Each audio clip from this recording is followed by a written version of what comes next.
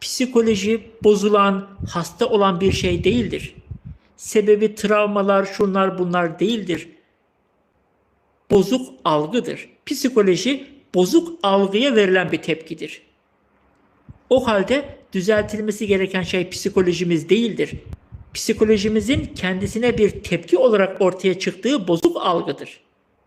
Organizma bizi korumak için bozuk algıya psikoloji üreterek bizi koruma amacıyla tepki veriyor. Burada verilen tepki niye bozuk olsun?